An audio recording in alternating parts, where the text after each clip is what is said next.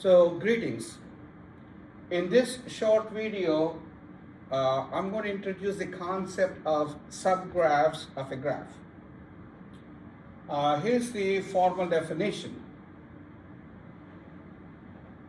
A graph H is known as a subgraph of G, and G is denoted by VE. As I mentioned several times before, V is the set of all vertices in G, E is the set of all edges in G. If vertices of H is a non-empty subset of V, so a graph should have at least one vertex. So the vertices of H is a non-empty subset of V, and edges of H is a subset of E. So if you have any edges in your graph H, those edges must come from the original graph G. If that is the case, then we say it's a subgraph. So repeating, subgraph is a graph in its own right, and the vertices should come from the vertices of the graph G. You got to have at least one vertex, and then the edges should come from the edges of the graph G. And keep in mind, you don't need to have any edges for a graph. That's why it is a subset, not necessarily a non-empty subset of the set of edges. Okay. So let me illustrate this concept by means of an example and try to list all possible subgraphs. This could get out of hand really quickly if the graph is large. So let's take a very simple example. Here is my graph G. The graph G is consisting of two vertices, V1 and V2, and there's edge joining V1 and V2, that's E1. There's another edge joining V1 and V2, that's E2, and there's a loop here, that's E3.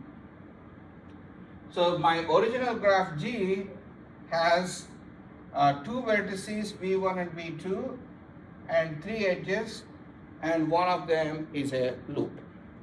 So let's try to list all subgraphs,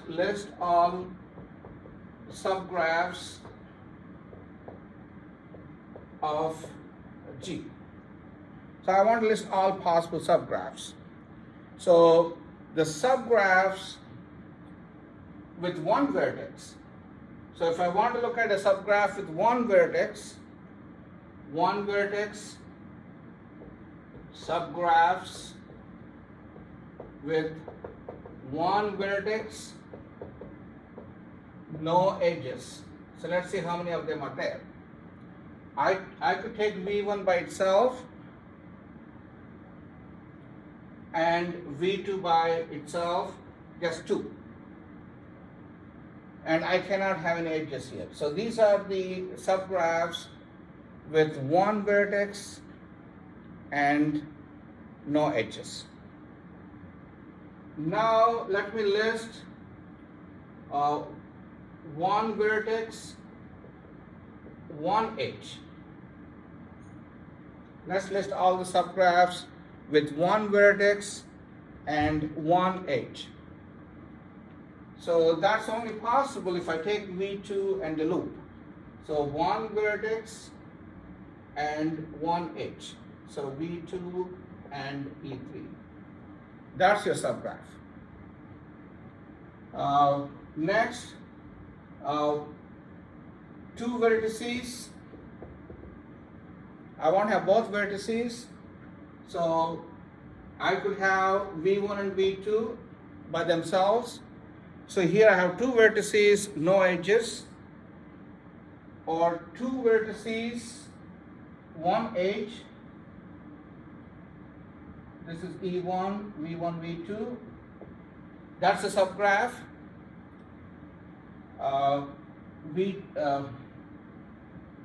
This is a subgraph, V1, V2.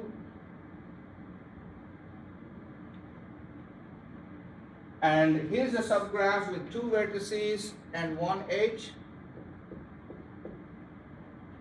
So these are all two vertices, no edges, two vertices, one edge, the three such graphs, and then two vertices and two edges. So this is E1, V1, V2, and a loop. There's two edges, V1, V2, and a loop. So E2 and E3.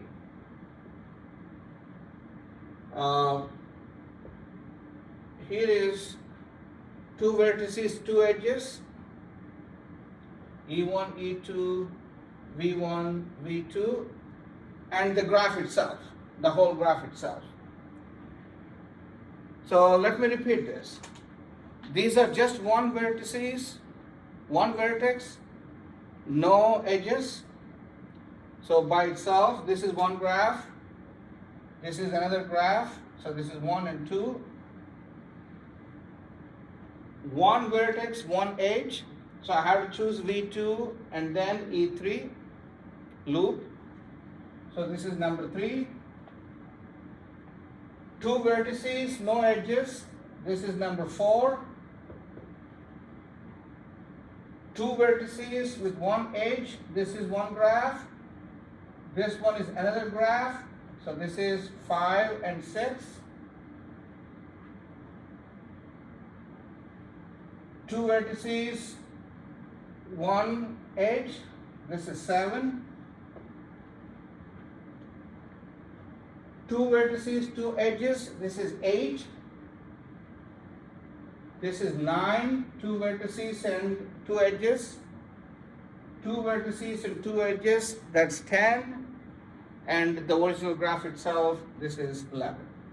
So this simple graph, G, has 11 subgraphs. Do you see that?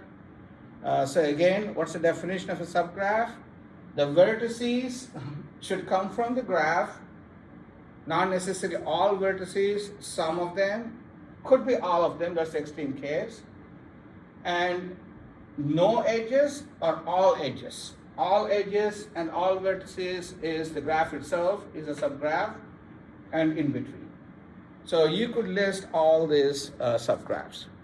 And as I mentioned at the beginning of this video, if the graph itself is large, quite a few vertices and quite a few edges, writing all subgraphs is very difficult, okay? But the concept of subgraph is very important for us, so that's why I mentioned this, okay? Thank you.